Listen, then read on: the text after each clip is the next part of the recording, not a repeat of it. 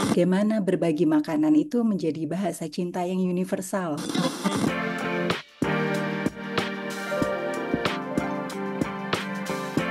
Hai sahabat TCID, kalian sedang mendengarkan podcast Suara Akademia. Ngobrol seru isu terkini bareng akademisi. Beberapa minggu yang lalu, sebenarnya nggak beberapa minggu sih, 1-2 minggu yang lalu Indonesia kan lumayan padat di sosial media karena banyak banget aksi demonstrasi yang dilakukan oleh masyarakat gitu ya. Memang yang jadi sorotan di Jakarta begitu, kayak aksinya menimbulkan banyak sorotan, kayak mulai dari perusakan fasilitas umum, terus juga ada korban yang meninggal, bahkan beberapa hari ini juga kita masih tahu ada beberapa massa yang ikut berdemonstrasi juga masih ditahan di kantor kepolisian begitu ya, dan terjadi nggak cuma di Jakarta gitu, di Yogyakarta terjadi, di Bandung dan kota-kota yang lain begitu. Tapi di tengah aksi protes masyarakat yang lumayan besar di akhir bulan Agustus dan juga awal bulan September, ada sebuah fenomena yang menarik yang sebenarnya Sobat TCID bisa cek di Twitter, itu muncul dan jadi sorotan, yaitu Siblings. Ini bukan Siblings, tapi C-nya tuh Southeast Asia, Sea Laut, Blinks begitu. Jadi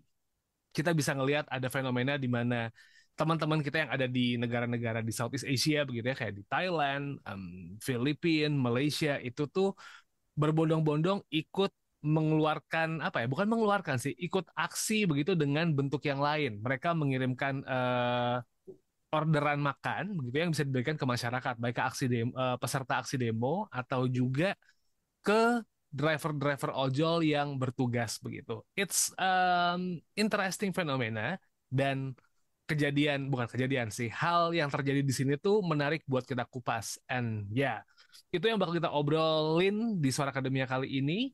And for this episode, kita bakal ngobrol bareng sama Mbak Amorissa Wiratri. Beliau adalah postdoctoral fellow dari National University of Singapore dan juga peneliti dari Badan Riset dan Inovasi Nasional, yaitu BRIN. So, welcome Mbak Amorissa di podcast kali ini. Thank you so much sudah menyempatkan waktunya. Dan pertanyaan saya pertama nih, Mbak Amorissa, kalau misalnya ngelihat fenomena siblings nih yang tiba-tiba pop up gitu di akhir bulan Agustus kemarin, what comes to your mind ketika fenomena ini akhirnya muncul nih, Mbak? Jadi menurut saya Siblings ini merupakan gerakan filantropi digital yang sejauh pengetahuan saya ini belum pernah terjadi sebelumnya. Jadi yang pertama, gerakan ini sifatnya organik, sukarela, dan tidak terstruktur. Yang kedua, penggunaan aplikasi Grab sebagai media perantara. Jadi kita tahu bahwa aplikasi ini tuh bisa ditemukan di hampir semua negara di Asia Tenggara, sehingga ini memudahkan gerakan ini dapat menyebar dengan cepat di masyarakat Asia Tenggara. Dan yang ketiga, bagaimana berbagi makanan itu menjadi bahasa cinta yang universal, khususnya bagi masyarakat di Asia Tenggara. Jadi ini merupakan fenomena yang bisa dibilang baru, tapi bisa juga ini sebetulnya bagian dari budaya Asia Tenggara yang akhirnya muncul kembali setelah ada pemicu, yaitu kematian salah satu driver ojol itu. Latar belakangnya kan memang kayaknya ada aksi masyarakat gitu di Indonesia yang akhirnya bisa kita lihat sih, ada korban jiwa gitu ya Mbak ya, almarhum Afan Kurniawan meninggal pada saat itu.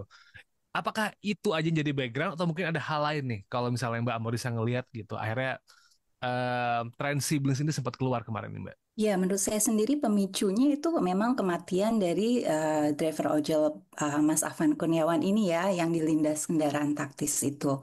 Jadi menyusul kerusuhan yang terjadi, kita tahu bahwa driver ojol ini merupakan fenomena yang sangat mudah ditemui di hampir semua negara di Asia Tenggara. Kita menggunakannya baik di Filipina, Singapura, Malaysia, dan di negara yang lain gitu. Jadi ketika kita mendengar ada driver ojol yang dianiaya dan mereka setelah itu banyak juga yang melakukan protes, demo, dan tidak dapat bekerja seperti normal, akhirnya banyaklah masyarakat yang merasa, oh ini saatnya kita perlu membantu. Salah satunya adalah dengan berbagi makanan itu. Jadi ini merupakan bentuk solidaritas dari masyarakat bawah yang kemudian difasilitasi dari platform Grab itu sendiri. Jadi sebetulnya ada banyak platform untuk transportasi digital yang lain, tapi yang dapat digunakan untuk mengirim makanan dari negara lain itu pada saat itu hanya Grab. Saya dengar sekarang ada beberapa yang terus mulai berubah dan bisa mengoperasikannya di negara yang lain. Tapi pada saat itu pertama kali itu hanya Grab yang bisa melakukannya. That's why kenapa akhirnya itu terjadi. Jadi salah satunya katanya ada netizen dari Thailand Ya, yang dia menginisiasi gerakan ini. Dia membagikan bagaimana cara mereka untuk berbagi makanan ke driver ojol di Indonesia melalui Twitter atau X. ya. Dan itu kemudian berkembang tidak hanya di Thailand, Malaysia, berkembang juga ke Filipina, Singapura gitu. Dan menurut saya yang menarik itu tidak hanya memang warga negara dari negara itu sendiri gitu, tapi gerakan ini juga akhirnya membangkitkan nasionalisme dari diaspora Indonesia sendiri. Jadi kebetulan saya tinggal di Singapura dan ini saya menemukan beberapa kenalan, baik dia itu yang baru datang atau migran atau yang sudah generasi kedua atau ketiga yang mereka tidak pernah tinggal di Indonesia, tapi mereka merasa bahwa ini adalah bagian dari saudara mereka yang sedang membutuhkan dan mereka mau berbagi. Yang menarik nih Mbak, sebenarnya pertanyaanku adalah sebenarnya fenomena yang kayak gitu tuh pernah ada nggak ya, kayak misalnya sebelum adanya siblings gitu tuh, fenomena yang kayak warga bantu warga tapi lintas negara gitu. Pernah terjadi nggak sih yang modelnya sama kayak siblings gini nih Mbak? Sejauh yang saya tahu ya, gerakan ini agak mirip sih dengan Milk Tea Alliance, Hmm. walaupun secara misi berbeda gitu. Jadi kalau Milk Tea Alliance ini kan diinisiasi dari seorang artis Thailand, yang dia tuh memposting gambar yang menunjukkan Hong Kong sebagai sebuah negara, yang Ya. kemudian diprotes oleh netizen dari Cina, dan kemudian dia membangkitkan gerakan demokrasi dan anti Cina gitu di sosial media juga gitu. Agak mirip tapi berbeda muatan. Yang ini sifatnya lebih politis. Sementara sibling ini menurut saya benar-benar sifatnya sosial, tidak ada muatan politis sama sekali dan tidak terstruktur sama sekali. Hmm. Gitu. Nah, persamaannya adalah yang Multi Alliance itu negara-negara yang punya budaya minum susu, teh susu, itu akhirnya mereka bersatu dan membentuk aliansi. Jadi Thailand, Hong Kong, Taiwan ini kan punya budaya minum teh susu nih. Oh, Dan gerakan itu sifatnya politis, mereka menunjukkan posisi anti Cina. Jadi orang Cina nih biasa punya kebiasaan minum teh itu hangat dan tanpa susu. Jadi mereka mengcounter itu dengan Nikti Alliance ini. oke. Jadi ya persamaannya itu berkembang di platform digital, tapi visi dan misinya agak sedikit berbeda. Oke. Bentuk solidaritasnya berbeda gitu ya Mbak ya. Kalau Betul, betul. em, di siblings ini kan benar-benar kayak ngebantu warga yang terdampak dari demo dan juga bentuk solidaritas. Tapi kalau Military Alliance memang motifnya berbeda. Nah, kalau misalnya kita ngelihat dari siblings ini kan Mbak, ini kan negara-negara ASEAN ya yang rame benar-benar kayak Indonesia, Malaysia, Singapura, Thailand, habis itu Filipina gitu. Atau mungkin beberapa temannya ada di Vietnam mungkin juga bisa ikutan gitu pada saat itu. Tapi kan hubungan antar warga ASEAN ini kan kayak pasang surut nih Mbak gitu. Kita kalau yang mungkin lahir di tahun 2000-an tahulah perang dalam tanda petik ya, perang quote unquote gitu, siapa penemu Indomie? Indomie itu Indonesia atau Malaysia gitu. Bahkan kayak kalau harus nyebut brand em, apa ya, sering banget gitu kayak batik Indonesia atau Malaysia, rendang Malaysia atau Indonesia begitu, atau mungkin negara-negara yang lain sering banget punya apa ya, konflik yang kayak gitu, tapi solidaritasnya tuh juga kuat dan rasa serumpunnya tuh juga ada. Nah, kalau misalnya Mbak Amorisa sendiri ngeliat nih, di satu sisi apa ya, kayak sayang-sayangan gitu kalau ada somethings di ASEAN kan. Tapi di sisi yang lain, kadang-kadang penduduk ASEAN ini kayak suka rebutan gitu nih Mbak, kayak this is ours, not yours gitu. Gimana nih kalau ngeliat fenomena ini nih Mbak? Betul banget ya. Emang hubungannya tuh selalu eh, benci tapi cinta sebetulnya ya, kayaknya. Jadi saya melihat ada tiga hal yang mendasari hal tersebut. Yang pertama yaitu bahwa identitas regional ASEAN itu sangat rapuh ya. Jadi dia tidak muncul di masyarakat akar rumput. Masyarakat misalnya Indonesia itu identitas nasionalnya jauh lebih kuat. Begitu juga negara lain seperti Malaysia, Thailand gitu. hampir tidak ada, misalnya kita ngobrol aja di masyarakat, di antara masyarakat yang menyebut bahwa dengan bangga saya bagian dari ASEAN itu kayak jauh sekali dari perbincangan sehari-hari.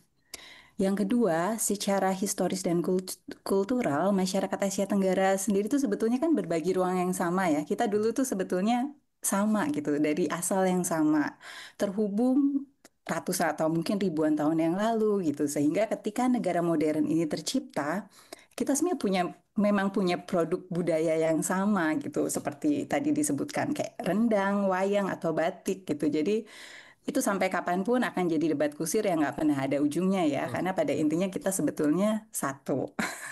Dan yang terakhir adalah masyarakat Asia Tenggara ini merupakan pengguna media sosial yang sangat aktif, dan ini membentuk ekologi media sosial yang kuat.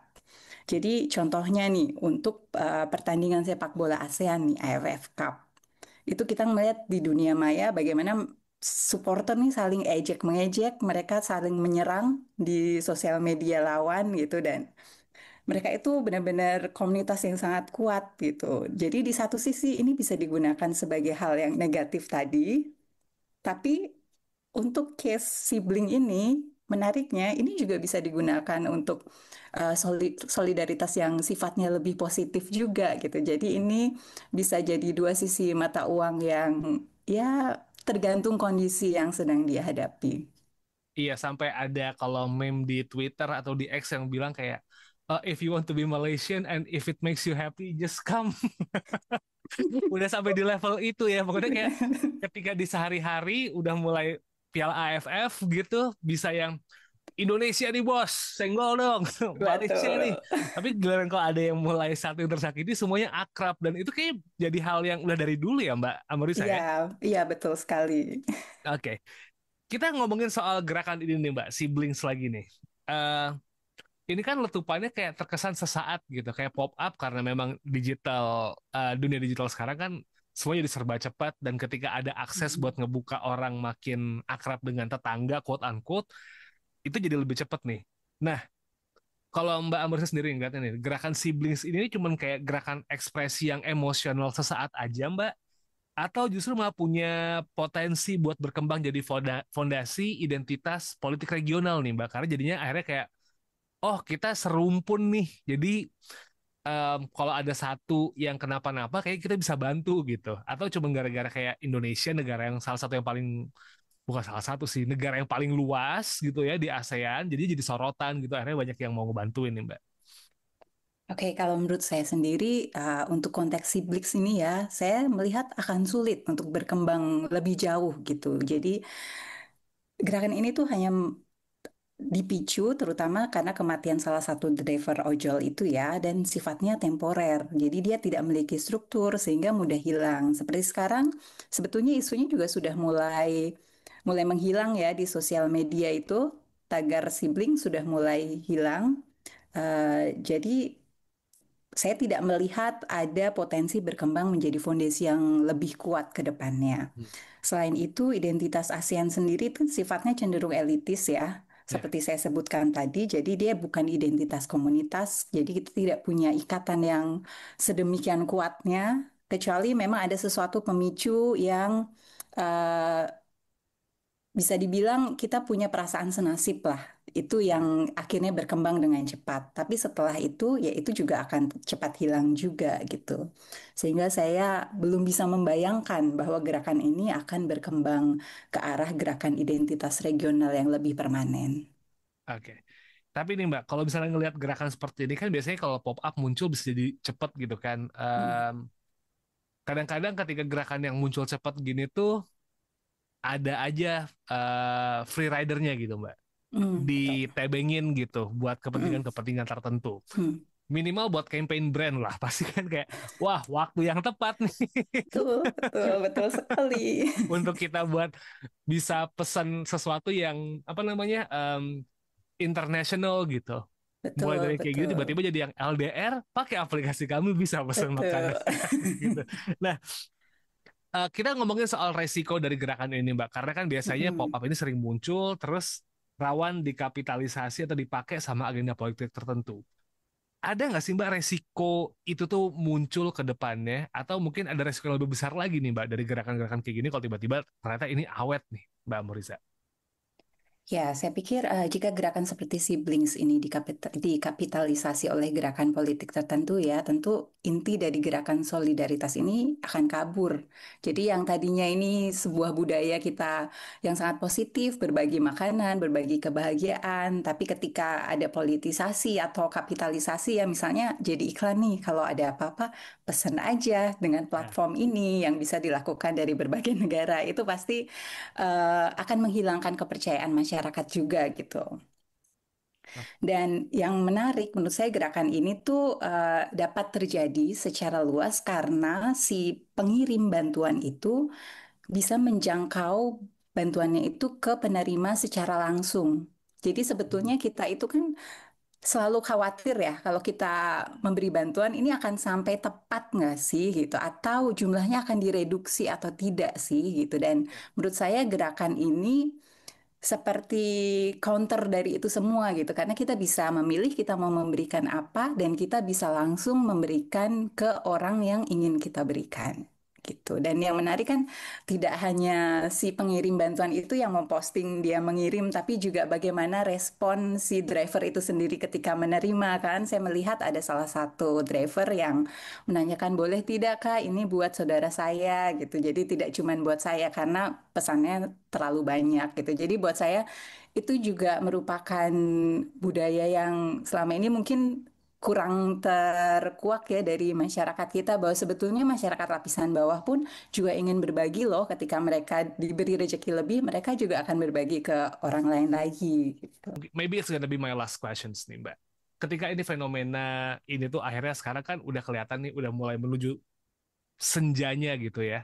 Kayak udah nggak ada lagi begitu. Hmm. Apakah ini bisa jadi pertanda baik gitu Mbak kalau sebenarnya situasi di satu negara itu tuh sebenarnya bisa membuat warga yang lain tergerak dengan mudah gitu buat membantu, plus fasilitas platform ke depannya gitu tuh artinya everything's gonna be easier buat kita ngebantu dong ya Mbak ya artinya ke depannya, dan gerakan masyarakat yang peduli akan sesama jadi justru bakal bisa jadi lebih gede gitu ya Mbak ya. Ya, betul sekali. Justru saya melihat bahkan dari platform yang ini, Grab ini juga mereka mulai mengembangkan juga kan untuk traktir driver gitu setelah ada kejadian ini. Jadi dan juga akhirnya diikuti oleh platform transportasi digital yang lain gitu. Jadi menurut saya pada masa darurat, solidaritas seperti Siblings ini dapat menjadi jaring pengaman mikro yang utama gitu. Dia bisa membantu masyarakat level paling bawah seperti driver ojol dan keluarganya untuk dapat memenuhi kebutuhan meskipun pada saat itu memang kondisi situasi ekonomi dan politik sedang kurang baik gitu. Jadi itu bisa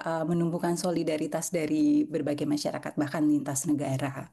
Well, sepertinya obrolan kita sudah sampai di sini Sobat Isi ID. Menarik fenomenanya sebenarnya ya kan.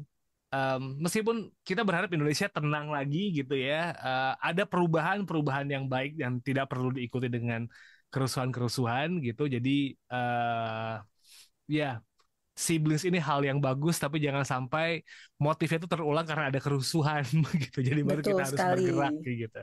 Mungkin Mbak Morisa ada yang mau disampaikan lagi nggak, Mbak, mengenai fenomena ini yang belum sempat tersampaikan dan terlewat tadi nih Mbak. Mungkin buat saya ya fenomena sibling ini merupakan salah satu seperti oase di tengah kondisi politik yang kemarin ya. Saya melihat tuh banyak sekali berita kayaknya saya bikin bikin emosi ya baca semua berita tuh kayak nggak ada yang baik gitu dan ketika saya baca sibling ini saya merasa masih ada hal baik di dunia ini. Jadi terus berbuat baik dan terus menyebarkan kebaikan. Ya, terus berbuat baik, menyebarkan kebaikan, dan jangan lupa untuk tetap mencari hasil yang baik dengan cara yang baik deh gitu, karena demo-demo kemarin itu seperti ada yang luput di omongan poin saya ketiga. But anyway, it's gonna be quite political. So thank you so much Mbak Marisa yang udah menyempatkan waktunya kali ini. It's such an honor buat ngobrol. Thank you so much ya Mbak buat waktunya, dan Sobat TCID yang sudah mendengarkan, terima kasih. Kita ketemu lagi next episode, dan jangan lupa buat follow sosial media kami di @conversationidn. Kami ada di Instagram, kami ada di Twitter, kami ada di Facebook, dan kami juga ada di TikTok ya. I'll see you next episode. Have a nice day. Wassalamualaikum. Kalian telah mendengarkan podcast Suara Akademia, Ngobrol seru isu terkini bareng akademisi.